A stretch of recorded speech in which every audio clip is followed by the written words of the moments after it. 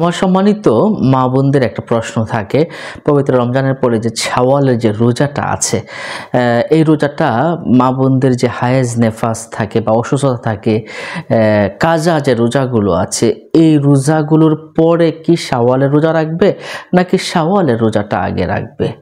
দেখুন, এটা একটা গুরুত্বপূর্ণ বিষয়। আমার সম্মানিত মা বোনদের এটা জানা প্রয়োজন।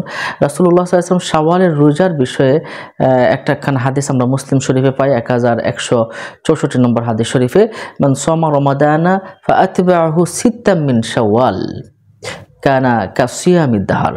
যে ব্যক্তি রমজান মাসে রোজা রাখলো, তারপর শাওয়াল মাসে 6টা রোজা রাখলো, সে যেন সারা বছরের রোজা রাখলো। সুবহানাল্লাহ। এই রোজাটা কিন্তু একটা মুস্তাহাব রোজা। এই রোজাটা প্রত্যেক মা বোন ভাই এবং প্রত্যেক মুসলমানদের উপর রাখা কিন্তু মুস্তাহাব। এটা খুবই ভালো একটা আমল। এই রোজাটা রাখলে আল্লাহ সুবহানাহু ওয়া তাআলা তাকে জিনজির দ্বারা বাঁধবেন না এবং তাকে 40 জন শহীদের সওয়াব তার আমল নামায় দেওয়া হবে, বিভিন্ন কিতাবের ভিতর পাওয়া যায়, এবং দুজকের আগুন তাকে স্পর্শ করবে না। এছাড়া আরও অনেক ফজিলত রয়েছে এই শাওয়ালের 6টা রোজার। সম্মানিত দর্শক শ্রোতা, এখন কথা হলো মা বোনেরা আগে রাখবে না পরে রাখবে, এই বিষয়ে আমরা হাদিস শরীফে পেয়েছি এবং ফতোয়ার কিতাবে পাওয়া যায় যে আগে হলো আপনার ফরজ রোজার কাজা, রমজানের রোজার কাজা করা। কারণ রমজানের রোজা যদি রয়ে যায় তাহলে কিন্তু ফরজটা আদায় হলো না।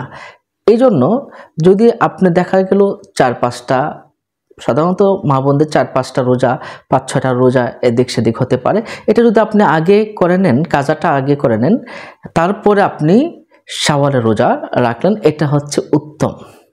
আর এটাই ফতোয়া হিন্দিয়া, ফতোয়া দারুল উলুম, ফতোয়া আলমগীর, সব বিভিন্ন ফতোয়ার কিতাবে এই কথাটাই বলা আছে। তবে অনেক ওলামায়ে কেরাম এইটুকু বলেছেন যে যথাসম্ভব চেষ্টা করতে হবে যে রমজানের রোজা কাজা আগে করে নেওয়া। যদি এত বেশি পরিমাণ হয় যে কাজা রোজা অনেক বেশি হয় যে এটা করতে করতে আমার শাওয়াল চলে যাবে, কিছু ফুরসত দিয়েছেন কিছু সংখ্যক আলেম, তবে এটা খুব বেশি গ্রহণযোগ্য নয়। আগে আপনাকে রমজানের কাজাটা আদায় করার ব্যাপারে অধিকাংশ ওলামায়ে কেরাম একমত হয়েছে। এখন কথা হলো যে এই রোজাটা আপনি কাজা এবং শাওয়ালের রোজা একসাথে রাখলে হবে কিনা? না, কাজা রোজা এবং শাওয়ালের রোজা একসাথে রাখলে এটা আদায় হবে না। আরেকটা বিষয় মনে রাখতে হবে সম্মানিত মা বোনদের, স্বামীর অনুমতি নিতে হবে কি না রোজা রাখার সময়। দেখুন, হ্যাঁ, অবশ্যই মুস্তাহাব নফল রোজাগুলোর জন্য স্বামীর অনুমতি নিতে হবে। শুধুমাত্র ফরজ রোজা বাদ দিয়ে বাকি সবগুলো রোজার ক্ষেত্রে স্বামীর অনুমতি নিতে হবে। এটা কিন্তু একটা বিশাল কিছু, আপনি মনে রাখবেন এটা। আপনি কিন্তু স্বামীর অনুমতি ছাড়া কোনো অবস্থাতেই রোজা রাখার চেষ্টা করবেন না। এটা হয়তো আপনি সওয়াবের পরিবর্তে আপনার গুনাহ হয়ে যাবে। সম্মানিত দর্শক শ্রোতা, আরেকটা বিষয় আমাদের কাছে প্রশ্ন করা হয়, 6 দিন কি লাগাতার রাখবে নাকি ভেঙে ভেঙে রাখবে? 6 দিন লাগাতার নয়, আপনি এই শাওয়াল মাসের ভিতরে এই 28, 29, 30 দিনের ভিতরে যতদিন আপনি রাখতে পারেন ভেঙে ভেঙে, আপনি সপ্তাহে 2টা 1টা করে রাখেন, কোনো সমস্যা নেই, 2টা 3টা করে রাখতে পারেন। ধারাবাহিকতা রাখতে হবে, বিষয়টা কিন্তু এমন নয়।